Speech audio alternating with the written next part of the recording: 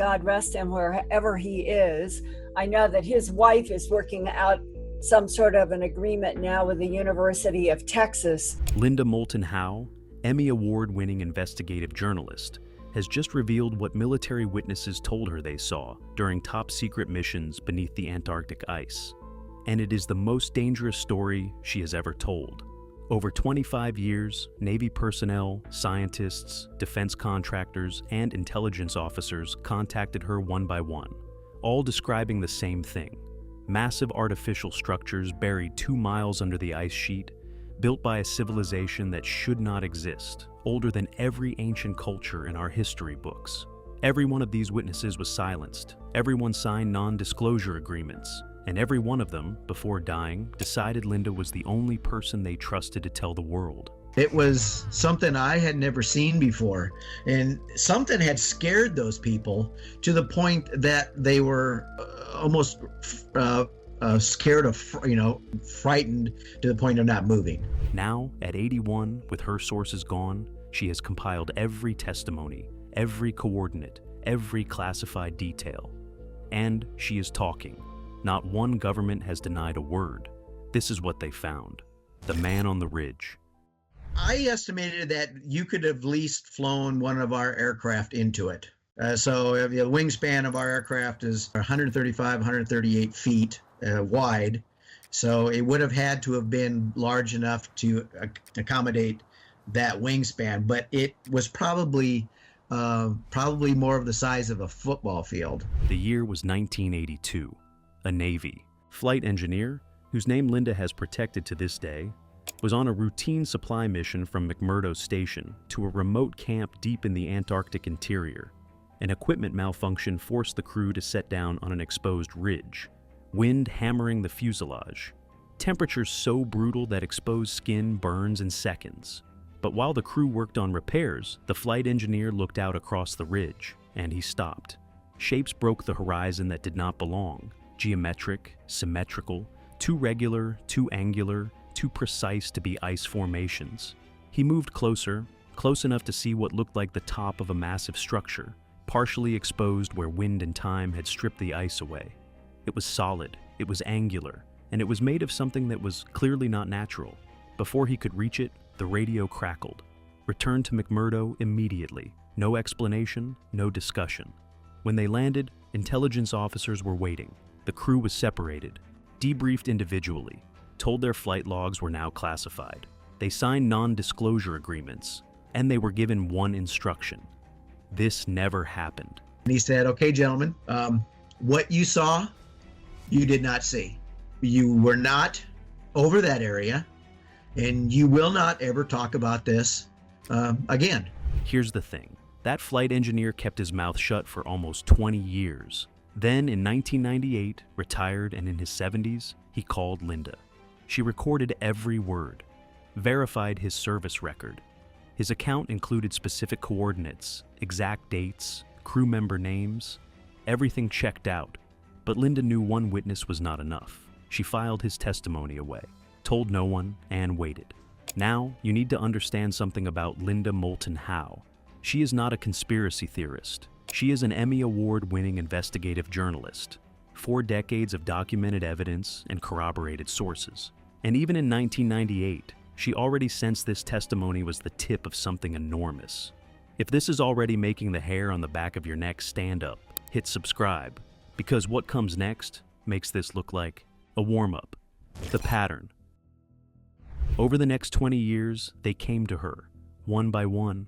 Military personnel, scientists, contractors, people with no connection to each other, telling Linda pieces of the same impossible, terrifying story. A geophysicist who had run ice-penetrating radar surveys sat across from Linda with his jaw clenched, voice barely above a whisper.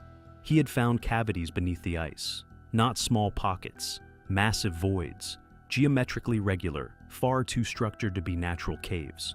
When he flagged the data, his supervisor's face went white. The readings were classified within hours. He never saw that data again. And get this, a Navy Seabee described being deployed to a classified excavation site miles from any official station. No briefing, just drilling straight down. At the bottom of the shaft, metallic structures, walls that looked manufactured, surfaces too smooth, too perfect to be geological. He told Linda, his hands shaking years later just recounting it. Someone built this. But here's the deal. It wasn't just Americans. A scientist from Argentina's Esperanza base, glancing at the door every few minutes like someone might walk in, told Linda that teams occasionally pulled artifacts from ice cores dated to over 12,000 years old. Every time, military personnel arrived, confiscated the samples, and made them vanish. No logs, no reports. Gone. A pilot who flew missions across the continent described a no-fly zone that appeared on none of the public charts. When he asked a superior what was down there, the answer was short. Sensitive research. Stop asking. None of these witnesses knew each other. None had seen Linda's other interviews. But every testimony pointed to the same conclusion. Something ancient and structured was buried beneath the Antarctic ice, and multiple governments knew about it. And with every new witness, Linda felt the weight building. Not just of evidence, but of responsibility. These people were trusting her with secrets that could end their careers. Some were already old, already sick. She was beginning to understand she might be the only thread connecting all of them to the world. But the testimony she received in 2016 didn't just add to the pile. It welded every single fragment into a picture nobody was prepared to see. The testimony that changed everything. Linda received a message from someone she would later call the most credible source of her entire career, a retired NORAD officer, classified clearance, part of an Antarctic operation in the early 2000s that appears in no public record. When he began talking, Linda went quiet. What he described did not just add to previous testimonies, it connected them. Every isolated account, every unexplained detail from 20 years of interviews suddenly locked into place.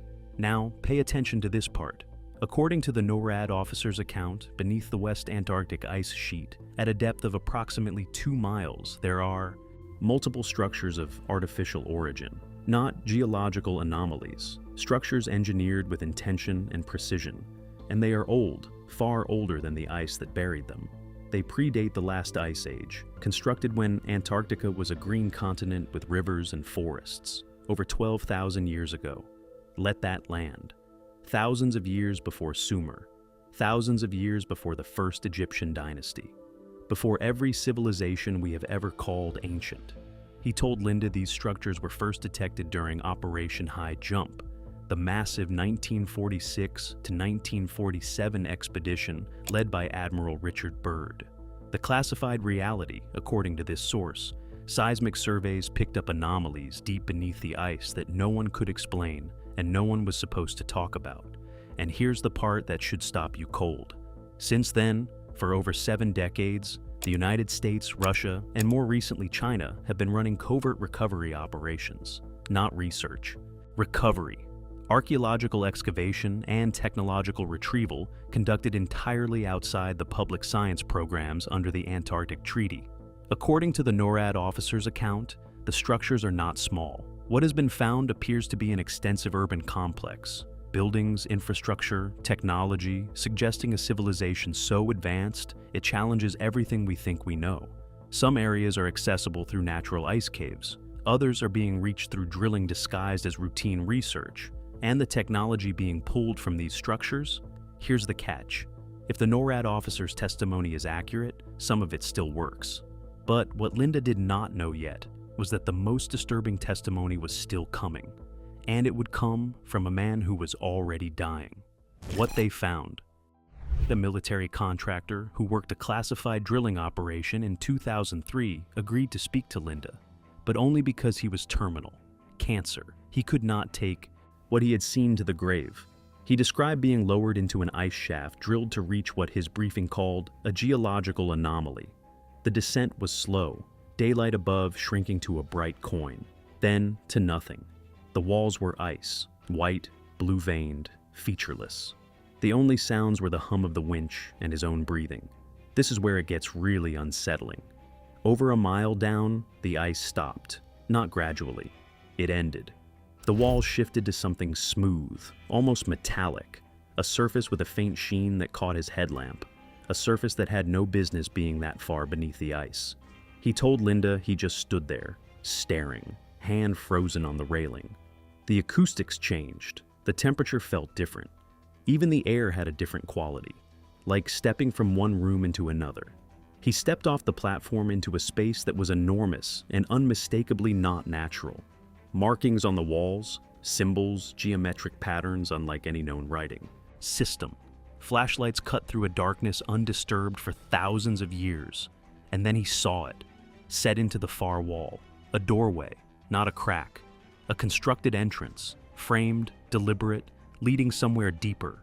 His hands were shaking. His team was not authorized to go further. But he watched as scientists in specialized equipment prepared to enter, moving with the calm efficiency of people who had done this before.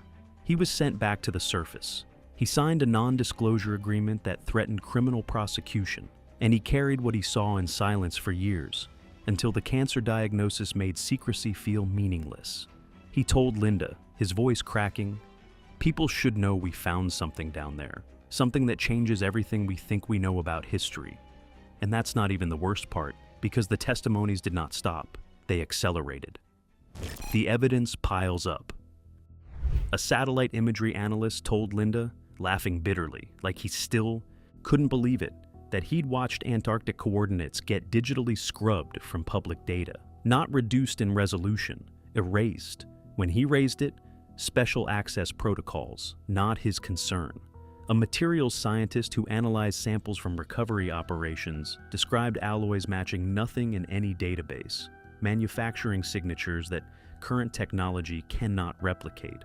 A logistics coordinator found equipment manifests matching no known research mission, industrial drilling tools, sealed containers with armed escorts, shipments routed through DoD channels outside scientific oversight.